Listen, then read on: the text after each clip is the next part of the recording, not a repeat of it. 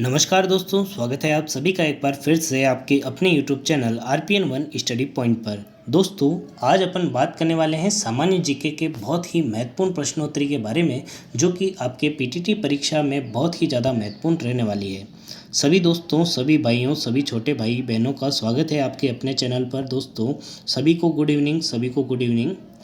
जी दोस्तों, शुरू करते हैं आज की धमाकेदार सेशन। तो जल्दी से वीडियो को लाइक करके अपने सभी साथियों के साथ शेयर कर दीजिए, जिससे आपको भी पता चल सके कि सभी दोस्तों की तैयारी कैसी चल रही है। साथ ही साथ दोस्तों, मुझे उम्मीद होगी कि आपने कल की जो संडे की जो क्लास थी, जो महा मॉडल पेपर था, वो ज़रूर अटेंड किया होगा। ठीक है, और उसमें आपने प्रश्नों को ज़रूर अटेंड करके आपका स्कोर ज़रूर चेक किया होगा। जिस भी विषय में, जिस भी पार्ट में आपको प्रॉब्लम आ रही है दोस्तों, तो उस पार्ट को आपको इस वीडियो के कमेंट में लिखना है कि इस पार्ट में हमको सबसे ज़्यादा प्रॉब्लम आ रही है, तो हम उसी पार्ट के ऊपर आपके लिए स्पेशल क्लास को लेकर आएंगे। तो जल्दी से दोस्तों, आपको उस मॉडल पेपर को अटेंड करना है। वो मॉडल पेपर कुछ ऐसा है दोस्तों कि पिछले साल के पेपरों के पैटर्न के आधार पर बनाया गया है कि किस आधार पर आपके प्रश्न पूछे जाते हैं। तो चलिए आज का सेशन अपन शुरू करते हैं। तो दोस्तों, पहले तो आपको यही है कि आपको मॉडल पेपर अटेंड करना पड़ेगा, और उसके लिए आपको चैनल पर जाना है, प्लेलिस्ट बनी हुई है, वहाँ पर जाके आप टेस्ट को दे सकते हैं। चलिए, पहला प्रश्न है आज का आपका, रणकपुर जैन मंदिर किस नदी के तट पर स्थित है। दोस्तों देखिए, पहला प्रश्न तो यही पूछा जाता है दोस्तों कि रणकपुर के जो मंदिर है वो किस से संबंधित है। तो आपको ध्यान रखना है, जैन धर्म से संबंधित है। कौन से धर्म से संबंधित है दोस्तों? जैन धर्म से संबंधित है। अब आपसे पूछा गया है कि रणकपुर के जैन जो मंदिर है दोस्तों, वो कौन सी नदी पर स्थित है। तो ऑप्शन आपके सामने है, माही, गंभीरी, बेड़च या फिर मथाई। अच्छा प्रश्न है दोस्तों, रणकपुर के जैन मंदिर कौन सी नदी पर स्थित है। तो दोस्तों याद रखना है, रणकपुर के जैन मंदिर आपके मथाई नदी पर स्थित है। ऑप्शन नंबर जो डी है वो इसका सही उत्तर हो जाएगा। ठीक है, चलिए अगला प्रश्न है दोस्तों, राजस्थान को पूर्ण राज्य का दर्जा कब मिला। राजस्थान को पूर्ण राज्य का दर्जा कब मिला। ऑप्शन आपके सामने है दोस्तों, 1 नवंबर 1956, 1 नवंबर 1960, 1 नवंबर 1965 या फिर 1 नवंबर 1955। जी दोस्तों, बताना है राजस्थान को पूर्ण राज्य का दर्जा कब मिला। जी दोस्तों, याद रखना है, राजस्थान को पूर्ण राज्य का दर्जा आपके 1 नवंबर 1956 को मिला। इसको आपको याद रखना है। चलिए अगला प्रश्न है दोस्तों, शेखावटी क्षेत्र कौन सा है, ये आपको बताना है। सीकर, चूरू, झुंझुनू, कोटा, बारा, बूंदी, झालावाड़, अलवर, भरतपुर या फिर बीकानेर, चूरू। जी दोस्तों, जल्दी से बताना है, शेखावटी क्षेत्र निम्न में से कौन सा कहलाता है आपके। Option A, B, C, D. और जिस प्रकार आपको बताया गया है उसी प्रकार आपको कमेंट करना है। तीसरे का ए, बी, सी, डी ऐसे लिखना है। पहले प्रश्न नंबर लिखना है, फिर आपको ऑप्शन लिखना है, जिससे क्या कमेंट में पता चले कि कौन किसका आंसर दे रहा है। कई बार क्या होता है, अपन तो आगे चल रहे हैं, बच्चे पिछले प्रश्न का उत्तर दे रहे हैं, फिर अपन को लगता है अरे बच्चे गलत बता रहे हैं, है ना। जैसे आपको याद रखना है, शेखावटी जो क्षेत्र है दोस्तों वो कौन से हैं। तो चूरू, सीकर, झुंझुनू जो है ये आपके शेखावटी क्षेत्र में आते हैं, और ये जो कोटा, बारा, बूंदी, झालावाड़ है ये आपके किस में आते हैं, हाड़ौती के क्षेत्र में आते हैं। ये पठारी क्षेत्र में आते हैं, ये भी आपको याद रखना है। चलिए अगला प्रश्न है दोस्तों, बीकानेर प्रजामंडल की स्थापना किसने कब की थी। ये सन पूछा है, ठीक है, कब की थी। जल्दी से बताना है दोस्तों, बीकानेर प्रजामंडल की स्थापना कब की। 1931, 1934, 1936 या फिर 1938 में। जी दोस्तों, याद रखना है आपको, बीकानेर प्रजामंडल की स्थापना आपके 1936 में की गई थी। ऑप्शन नंबर जो तीसरा है वो एकदम इसका सही उत्तर हो जाएगा। अगला प्रश्न है आपका, राजस्थान का प्रवेश द्वार किसे कहते हैं। भरतपुर, जोधपुर, अलवर या फिर जयपुर। राजस्थान का प्रवेश द्वार किसे कहते हैं। साथ ही साथ आपको याद रखना है राजस्थान का सिंह द्वार किसे कहते हैं, तो आपको याद रखना है सिंह द्वार तो किसे कहते हैं, अलवर को कहते हैं। किसे कहते हैं, अलवर को कहते हैं। और राजस्थान का प्रवेश द्वार किसे कहते हैं, तो भरतपुर को कहते हैं। ये भी आपको याद रखना है। चलिए अगला प्रश्न है दोस्तों, बहुत ही इंपॉर्टेंट प्रश्न है, कई बार पूछा जाता है कि रेगिस्तान का जल महल किसे कहते हैं। रेगिस्तान का जल महल किसे कहते हैं। ऑप्शन आपके सामने है, सरडा रानी की बावड़ी, बटाडू का कुआं, बाड़मेर, महिला बाग झालरा जोधपुर, या फिर रणी की बावड़ी। ठीक है, ये बटाडू का कुआं है, ऑप्शन जो बी है ना, ये बटाडू का कुआं है, ये आपको सही कर लेना है।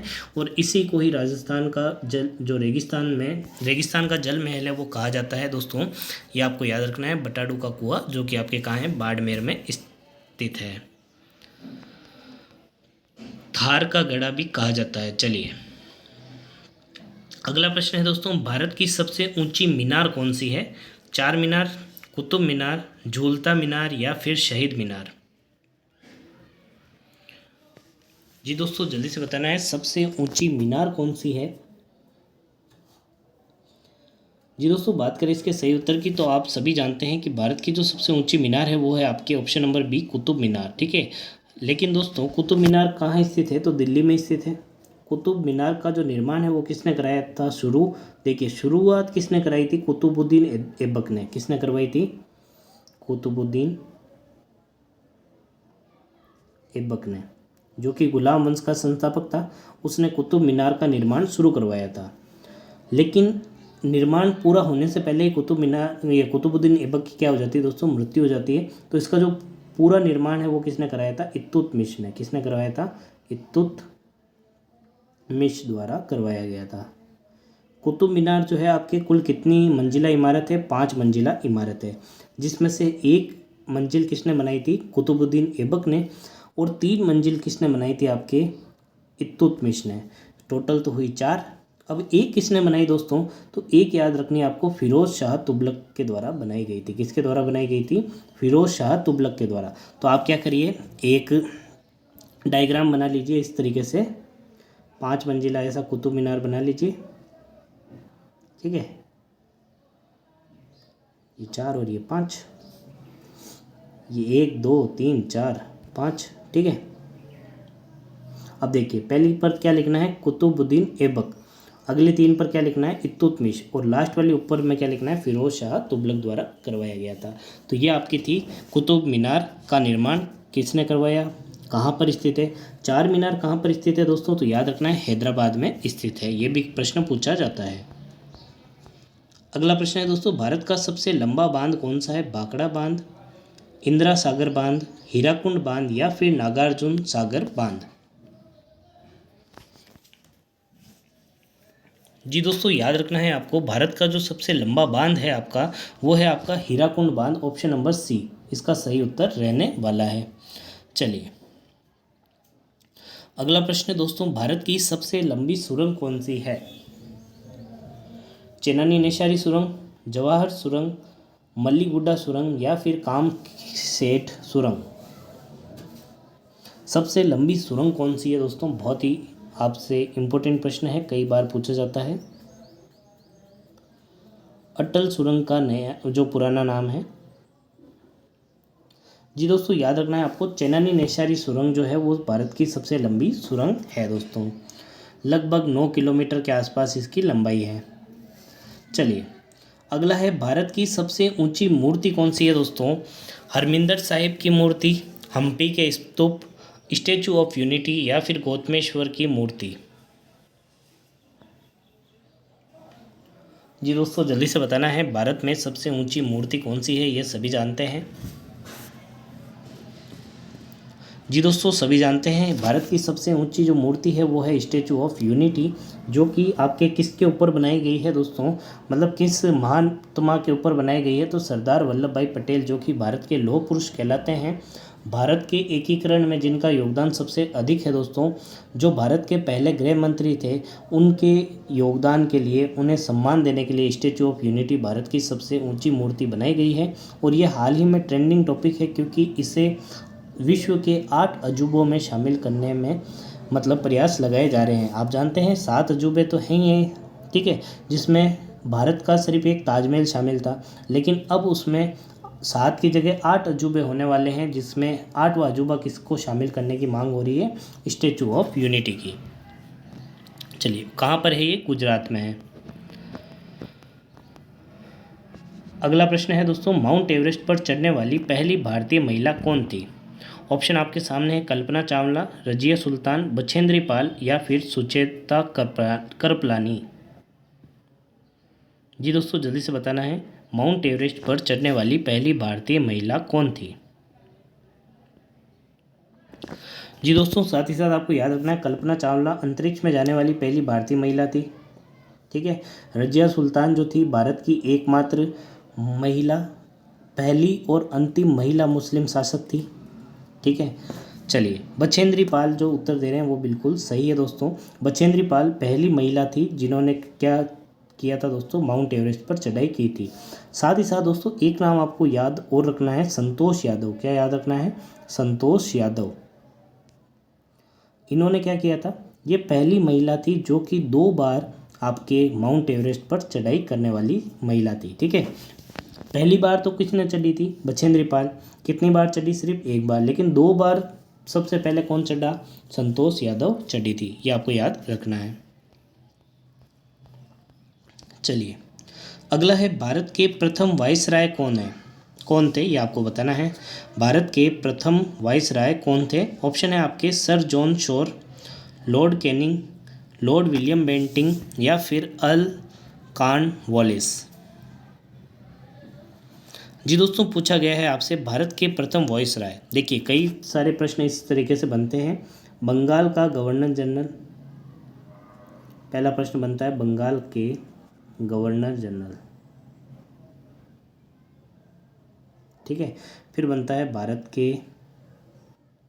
का गवर्नर जनरल। ठीक है। और फिर आपको बनता है भारत का वाइसराय। ये 3 प्रश्न बनते हैं। बंगाल के प्रथम गवर्नर जनरल कौन थे, भारत के प्रथम गवर्नर जनरल कौन थे, या फिर भारत के प्रथम वाइसराय कौन थे?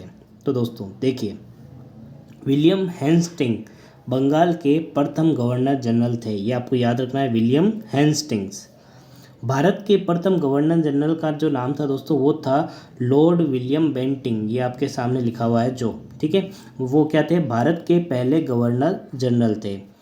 भारत के वाइसराय कौन थे दोस्तों? तो आपको याद रखना है, वो थे आपके लॉर्ड कैनिंग। कौन थे दोस्तों?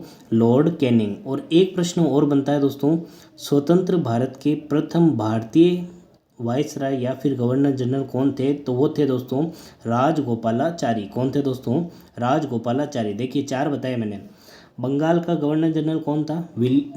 Warren Hastings. कौन था? Warren Hastings. भारत का गवर्नर जनरल कौन था प्रथम? William Bentinck. भारत के वाइसराय कौन थे? Lord Canning. और स्वतंत्र भारत के पहले स्वतंत्र भारतीय वाइसराय कौन थे दोस्तों? तो वो कौन थे? आपके श्री राजगोपालाचार्य।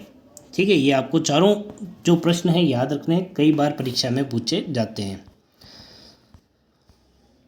अगला प्रश्न है दोस्तों, निम्न में से ऐसा कौन सा अनुच्छेद है जिसका अभी तक उपयोग नहीं किया गया है? चलिए, अनुच्छेद नंबर 60, 352, 360 या फिर 356।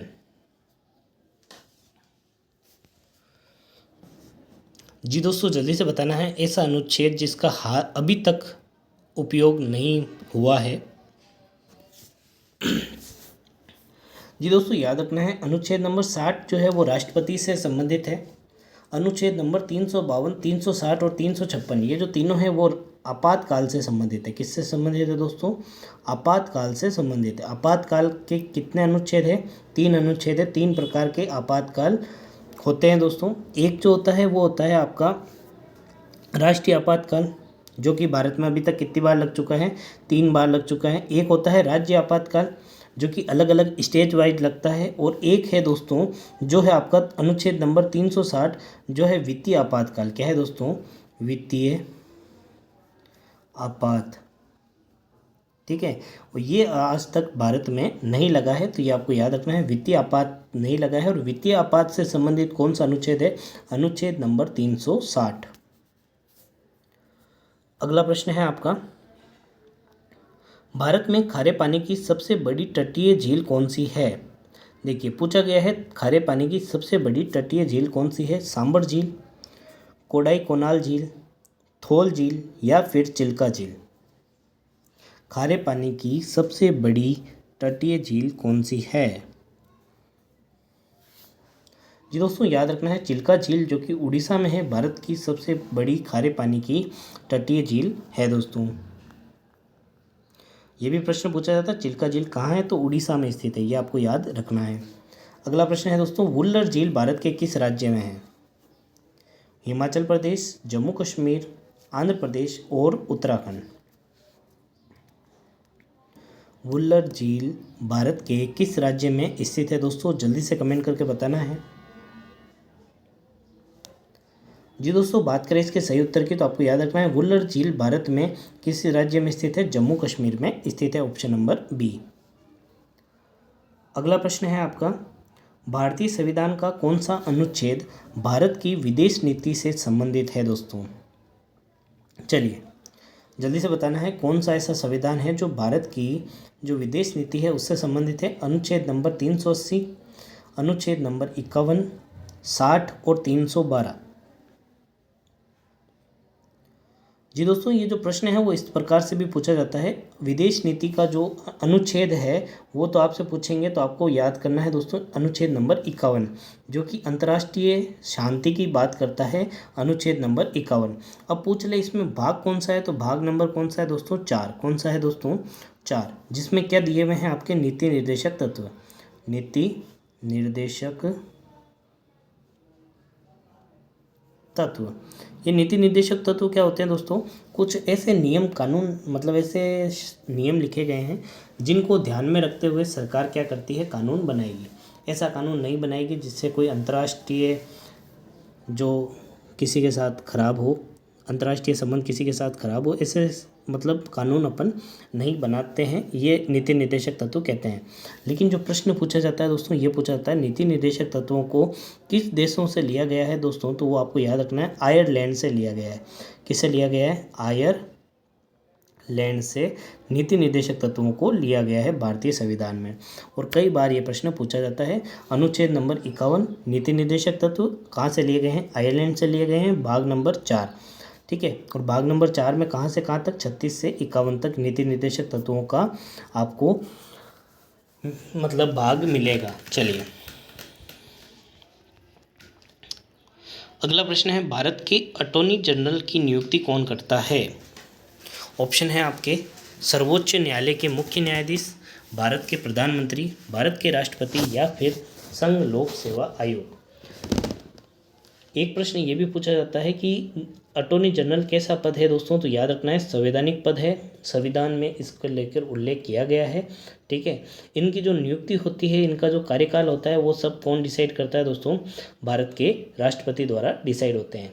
ये क्या होते हैं दोस्तों? भारत के जो भारतीय सरकार जो है उसके वकील होते हैं, उसको क्या कहते हैं अपन? अटॉर्नी जनरल कहते हैं। अगला प्रश्न है दोस्तों भारतीय संविधान द्वारा कितनी भाषाओं को मान्यता प्राप्त है? अब ये प्रश्न दो तरीके से पूछा जाता है। मूल संविधान में कितनी भाषाओं का उल्लेख था? तो आपको याद रखना है मूल संविधान में कितनी भाषाओं का उल्लेख था? 14 भाषाओं का। कितनी भाषाएं थी? 14 भाषाएं थी। लेकिन अब कितनी भाषाएं हो चुकी है? तो अब हो चुकी है आपके 22। तो इसका जो सही उत्तर हो जाएगा वो क्या हो जाएगा दोस्तों? 22 भाषाएं हो जाएगी। लेकिन क्या एक प्रश्न और पूछा जाता है कि कौन सी ऐसी भाषा है जिसे संविधान में जो भाषाओं की मान्यता नहीं दी गई है? देखिए तो आपको ऑप्शन में हर बार एक भाषा मिलेगी, तो आपको याद रखना है अंग्रेजी जो भाषा है वो भारतीय संविधान से मान्यता प्राप्त नहीं है। ठीक है, इसको आपको याद रखना है, इसको मान्यता प्राप्त नहीं है। इन 22 भाषाओं में अंग्रेजी इंक्लूडेड नहीं है दोस्तों। ठीक है, चलिए भारत के लिए महान सिल्क मार्ग किसने आरंभ करवाया था? ऑप्शन है आपके कनिष्क, फायान, अशोक या फिर हर्ष।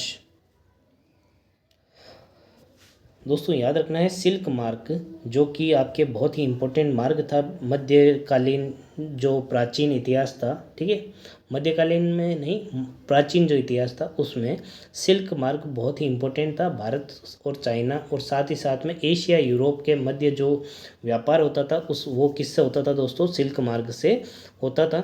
और ये किसने आरंभ करवाया था दोस्तों, तो कनिष्क द्वारा ये आरंभ करवाया गया था। कौन से वंश का था, तो ये शक वंश का शासक था और इसने शक संवत भी चालू करवाया था, जो कि आपके भारतीय जो कैलेंडर है वो इसी के ऊपर आधारित है। अगला प्रश्न है, भारत पर आक्रमण करने वाला पहला मुसलमान कौन था। इस प्रश्न को थोड़ा सा करेक्ट कर लीजिए। भारत पर आक्रमण करने वाला पहला सफल आक्रमणकारी पहला मुसलमान कौन था जो सफल हुआ था, तो दोस्तों याद रखना है वो था आपके मोहम्मद बिन कासिम, जिसने दाहिर के विरुद्ध, किसके विरुद्ध, दाहिर के विरुद्ध पहला आक्रमण किया था, जिसमें ये सफल हुआ था। हालांकि इससे पहले भी कई आक्रमण हुए थे लेकिन वो सफल नहीं हुए थे। बाबर ने कब आक्रमण किया था दोस्तों, तो याद रखना है बाबर ने 1526 में इब्राहिम लोदी के विरुद्ध जो लड़ाई लड़ी गई थी पानीपत की, उसमें बाबर आया था, ठीक है। मोहम्मद गोरी ने हालांकि 1175 में 1175 में भीम सिंह द्वितीय के विरुद्ध लड़ाई लड़ी थी, ठीक है, वो इसकी पहली लड़ाई थी। लेकिन जो सफल हुआ था वो कब हुआ था, 1192 में तराइन के दूसरे युद्ध में। ये भी आपको याद रखना है।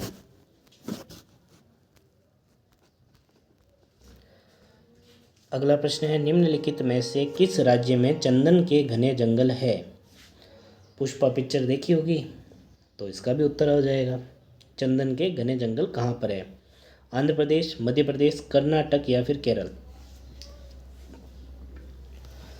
याद रखना है दोस्तों, चंदन की जो खेती है, चंदन के जो घने जंगल है दोस्तों, वो आपके कर्नाटका में मिलते हैं। कर्नाटक में और क्या मिलता है दोस्तों, कॉफ़ी के बागान भी देखने को मिलते हैं। क्या देखने को मिलते हैं दोस्तों, कॉफ़ी के बागान भी अधिक मात्रा में देखने को मिलते हैं। अगला प्रश्न है दोस्तों, ग्लोब पर कर्क रेखा भारत के कितने राज्यों से होकर गुजरती है। अच्छा प्रश्न है, ऑप्शन है आपके 6, 8, 10 और 12।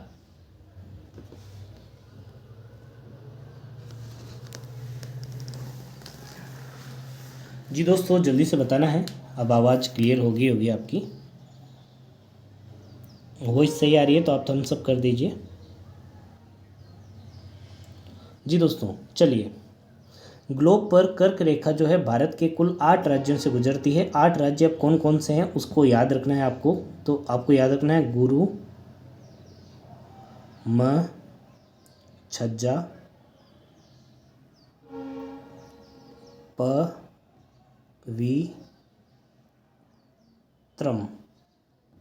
पवित्रम, ठीक है। तो देखिए, गु से गुजरात, र से राजस्थान, म से मध्य प्रदेश, छ से छत्तीसगढ़, ज से झारखंड। कितने हो गए, 1 2 3 4 5, ये 6 बनेगा, ये 7 और ये 8। पवित्र से आपको याद रखना है पश्चिम बंगाल, क्या होगा, पश्चिम बंगाल। त्र से त्रिपुरा और म से मिजोरम, क्या बन जाएगा, मिजोरम। देखिए याद करिए, गुरु, म, छज्जा, पवित्रम। गु से गुजरात, र से राजस्थान, म से मध्य प्रदेश, छ से छत्तीसगढ़, झा से झारखंड, पवि से पश्चिम बंगाल, ठीक है, त्र से त्रिपुरा और म से मिजोरम। ये आपको याद रखना है। ये वह 8 राज्य है जहाँ से कर्क रेखा गुजरती है, ठीक है। चलिए, क्योंकि कई बार प्रश्न इस तरीके से भी पूछा जाता है दोस्तों कि निम्न में से कौन सा ऐसा राज्य है जिससे कर्क रेखा गुजरती है, या फिर ऐसा राज्य जिससे कर्क रेखा नहीं गुजरती है। तो आपको सभी राज्य याद होने चाहिए जिससे कर्क रेखा गुजरती है। कर्क रेखा कितने डिग्री अक्षांश को कहते हैं, तो 23.5 डिग्री उत्तरी अक्षांश को क्या कहते हैं, कर्क रेखा कहते हैं। ये याद रखना है, 23.5 डिग्री उत्तरी अक्षांश। कौन सा अक्षांश, उत्तरी अक्षांश। और दक्षिणी अक्षांश को क्या कहते हैं, मकर रेखा कहते हैं। 23.5 डिग्री जो दक्षिणी अक्षांश होता है उसको क्या कहते हैं, मकर रेखा कहते हैं। भारत से कौन सी रेखा गुजरती है, तो कर्क रेखा गुजरती है। चलिए, 8 राज्यों से गुजरती है, वो 8 राज्य आपको याद हो गए होंगे। आप लिख लीजिए। यदि आपको ट्रिक पसंद आई है तो वीडियो को जल्दी से लाइक करके थम्स अप करके बता दीजिए। चलिए अगला है दोस्तों, लाल बहादुर शास्त्री हवाई अड्डा भारत के किस राज्य में अवस्थित है।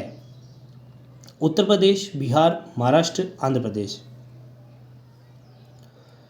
जी दोस्तों, याद रखना है लाल बहादुर शास्त्री आपके हवाई अड्डा कहाँ पर स्थित है? आपके उत्तर प्रदेश में स्थित है, योगी आदित्यनाथ जी के राज्य में।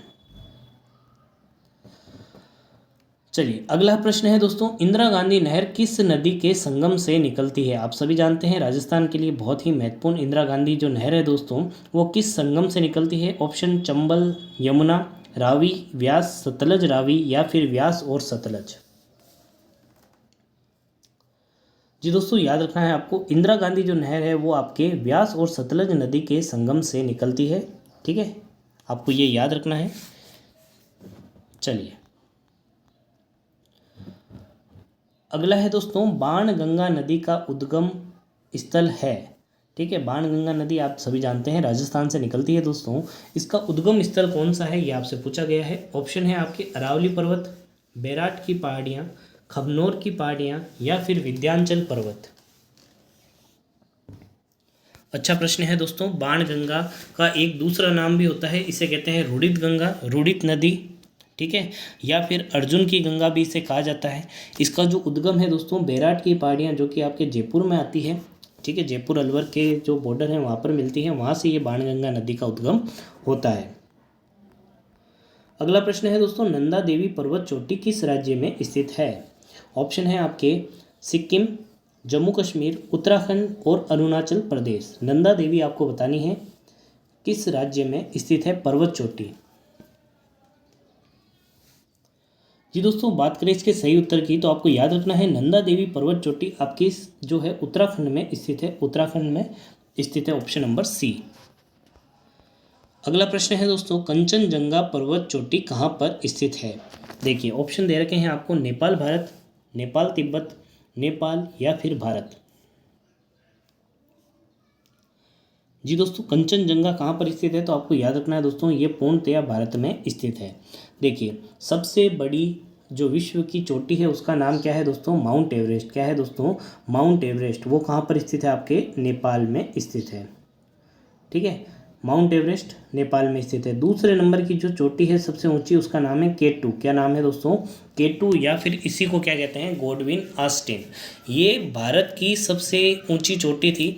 लेकिन दोस्तों आप जानते हैं कि जो कश्मीर का कुछ हिस्सा पाकिस्तान के कब्जे में है, जिसको आप पाक अधिकृत कश्मीर कहते हैं, तो ये K2 भी क्या चली गई दोस्तों? पाकिस्तान के कब्जे में चली गई। इस K2 का दूसरा नाम भी पूछा जाता है, इसको कहते हैं गॉडविन ऑस्टिन। क्या कहते हैं? Godwin Austen. ये कहाँ चली गई दोस्तों? पाकिस्तान में। अब दोस्तों जो विश्व की पहली, तो ये बता दिया आपको माउंट एवरेस्ट नेपाल में स्थित है। दूसरी K2 जो कि पहले भारत में थी अब पाकिस्तान में चली गई। और तीसरी सबसे ऊंची चोटी का नाम है कंचनजंगा, जो कि भारत के सिक्किम में स्थित है। कहाँ पर स्थित है दोस्तों? सिक्किम में स्थित है। अब आपसे पूछ ले, पूर्णतः भारत में स्थित सबसे लंबी चोटी कौन सी है? तो दोस्तों याद रखना है कंचनजंगा, जो आपके सिक्किम में स्थित है। अगला प्रश्न है, आयुष्मान भारत योजना का प्रथम चरण का उद्घाटन किस राज्य से शुरू हुआ था? आपके उत्तर प्रदेश, पंजाब, हरियाणा और छत्तीसगढ़। जी दोस्तों, याद रखना है आपको, बात करें इसके सही उत्तर की तो आयुष्मान भारत योजना का जो प्रथम चरण है वो आपके छत्तीसगढ़ से शुरू हुआ था। कहाँ से शुरू हुआ था? छत्तीसगढ़ से शुरू हुआ था। छत्तीसगढ़ की राजधानी क्या है दोस्तों? ये भी याद रखना है आपको, 36 जनों की आपको क्या लेनी चाहिए? राय लेनी चाहिए, रायपुर। कोई भी काम शुरू कर रहे हैं तो 36 जनों की राय लेनी चाहिए। अगला प्रश्न है दोस्तों, भारत की जो राजधानी है पहले कोलकाता थी, आपको सभी को पता होगा दोस्तों, लेकिन कोलकाता से दिल्ली कब हो गई ये आपसे पूछा गया है। 1857 में, 1911 में, 1950 में या फिर 1947 में। जी दोस्तों, बताना है भारत की राजधानी दिल्ली कब स्थानांतरित की गई। जी दोस्तों, याद रखना है दिए गए ऑप्शन में जो 1911 है, 1911 में जो दिल्ली दरबार लगा था उसमें आपको याद रखना है कोलकाता से दिल्ली राजधानी स्थानांतरित कर दी गई थी। अगला प्रश्न है दोस्तों, भारत के पहले उपग्रह का नाम बताना है। पहला जो मानव निर्मित उपग्रह है उसका क्या नाम है? आर्यभट्ट, अल्बर्ट आइंस्टाइन, भास्कर द्वितीय या फिर भास्कर। जी दोस्तों, बहुत ही सरल प्रश्न है, सभी जानते हैं भारत के जो प्रथम उपग्रह था वो किसके नाम पर था? श्री आर्यभट्ट के नाम पर था। चलिए अगला प्रश्न है दोस्तों, मतदाता दिवस जो कि राष्ट्रीय मतदाता दिवस है भारत में कब बनाया जाता है? 29 जनवरी, 1 जनवरी, 31 जनवरी और 25 जनवरी। आज कौन सा दिवस है दोस्तों? आज 1 मई है, विश्व मजदूर दिवस है, श्रमिक दिवस है, ये भी आपको याद रखना है। और बात करें राष्ट्रीय मतदाता दिवस तो आपको ऐसे याद रखना है, 26 जनवरी को अपना संविधान लागू हुआ था, है ना। और संविधान लागू हुआ था उससे एक दिन पहले अपन ने क्या कर दिया था दोस्तों, मतदाता दिवस बना दिया था। 25 जनवरी को क्या हुआ था दोस्तों, मतदाता दिवस मनाया जाता है। अगला प्रश्न है दोस्तों, भारत के प्रथम मुख्य चुनाव आयुक्त कौन थे? प्रथम मुख्य चुनाव आयुक्त कौन थे? JV मावलंकर, सुकुमार सेन, KVK सुंदरम और टी स्वामीनाथन। जी बात करें पहले मुख्य चुनाव आयुक्त की तो आपको याद रखना है वो थे Sukumar Sen, option number B. JV Mavalankar कौन थे? तो प्रथम लोकसभा के जो स्पीकर थे वो कौन थे? JV मावलंकर। अगला प्रश्न है, सबसे पहले किसने राजपूतों की उत्पत्ति के संबंध में अग्निकुल अग्निवंश का सिद्धांत दिया था? चंद्रबदई, अमीर खुसरो, जयानक या फिर इनमें से कोई नहीं। जी दोस्तों बात करें इसके सही उत्तर की तो आपको याद रखना है अग्निकुंड या अग्निवंश का जो सिद्धांत है वो किसके द्वारा दिया गया था? आपके चंद्रबदाई द्वारा दिया गया था, जिन्होंने पृथ्वीराज रासो की रचना की थी। अमीर खुसरो का दूसरा नाम क्या है? तो तुतुए हिंद, ठीक है। हिंदुस्तान का जो तोता है वो किसे कहा जाता है? अमीर खुसरो को कहा जाता है। राजस्थान की सबसे कम सीमा किस राज्य से लगती है? ये आपसे पूछा गया है दोस्तों। ऑप्शन है पंजाब, हरियाणा, उत्तर प्रदेश या फिर मध्य प्रदेश। बात करें इसके सही उत्तर की तो सभी जानते हैं सबसे अधिक जो सीमा है वो मध्य प्रदेश से लगती है, लगभग 1600 किलोमीटर की। और सबसे कम जो सीमा है वो पंजाब से लगती है, कितनी? 89 किलोमीटर की। ये भी आपको याद रखना है। चलिए, किस चौहान वंशी शासक ने अजमेर में संस्कृत विश्वविद्यालय की स्थापना की थी, संस्कृत पाठशाला की स्थापना की थी? अनुज राज, विग्रहराज चतुर्थ, पृथ्वीराज श्रेष्ठ 6 और गोविंद राज, ठीक है। ये पृथ्वीराज 6 नहीं, तृतीय कर लेना। लेकिन हालांकि जो इसका सही उत्तर है वो है आपका विग्रहराज चतुर्थ, ऑप्शन नंबर बी, ठीक है। ये विग्रहराज चतुर्थ ने एक संस्कृत पाठशाला बनाई थी जिसके ऊपर एक नाटक लिखा हुआ है। वो कौन सा नाटक है वो भी आपको याद रखना है, हरकेली नाटक। कौन सा है? हरकेली नाटक, ठीक है, संस्कृत पाठशाला में। और ये संस्कृत पाठशाला किसके द्वारा तोड़वा कर एक नया भवन बनवा दिया गया दोस्तों? तो संस्कृत पाठशाला के स्थान पर 2.5 दिन का झोपड़ा कुतुबुद्दीन ऐबक द्वारा बना दिया गया था, जो मूल रूप से एक संस्कृत पाठशाला थी। किसके द्वारा बनाई गई? विग्रहराज चतुर्थ द्वारा, जिसके ऊपर क्या लिखा हुआ है? हरकेली नाटक लिखा हुआ है। प्रसिद्ध भक्त कवि यत्री मीरा के पति का क्या नाम था? राणा रतन सिंह, राणा उदय सिंह, राणा सांगा या फिर राजकुमार भोजराज। जी दोस्तों बताना है, जो मीराबाई जी थी उनके पति का क्या नाम था? जी दोस्तों याद रखना है, मीराबाई जी के पति का नाम क्या था? राजकुमार भोजराज। भोजराज जी थे जो मीराबाई के पति थे।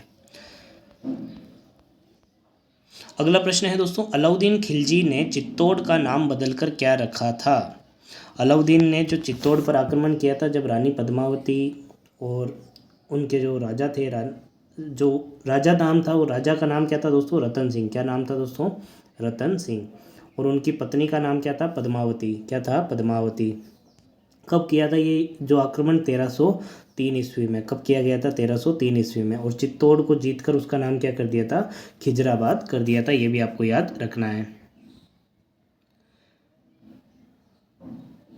अगला प्रश्न है, किसने हल्दी घाटी के युद्ध जो कि 18 जून 1576 में हुआ था उसे मेवाड़ के इतिहास का थर्मापोली कहा है? ऑप्शन है जॉर्ज थॉमस, कर्नल टॉड, जद्दूनाथ सरकार या फिर इनमें से कोई नहीं। दोस्तों याद रखना है, मेवाड़ की जो थर्मोपोली है वो किसे कहा जाता है? हल्दी घाटी के युद्ध को कहा जाता है, ठीक है। तो मेवाड़ की थर्मोपोली कर्नल जेम्स टॉड द्वारा कहा गया था। किसे? हल्दी घाटी के युद्ध को। कब हुआ था? तो 18 जून 1576 को। देखो कई सारे प्रश्न जो है वो इस प्रश्न में छुपे हुए हैं। राजस्थान की सबसे गहरी झील कौन सी है? राजस्थान की सबसे ऊंची झील कौन सी है? राजस्थान की ऐसी झील कौन सी है जिसमें ऐसी मान्यता है कि देवताओं ने उसे अपने नाखून से खोदकर बनाया है? तो दोस्तों याद रखना है, वो है आपके नक्की झील। कहाँ पर है? तो सिरोही में स्थित है। माउंट जो आपके आबू आता है वहाँ पर आपके स्थित है नक्की झील। अगला प्रश्न है दोस्तों, राजस्थान की सर्वाधिक प्राचीन जनजाति कौन सी है? भील, गरासिया, सासी या फिर सहरिया? सबसे प्राचीन जनजाति कौन सी है दोस्तों? अच्छा प्रश्न है जी दोस्तों, याद रखना है सबसे प्राचीन जनजाति अगर पूछी जाती है तो वो है आपके भील, ऑप्शन नंबर ए।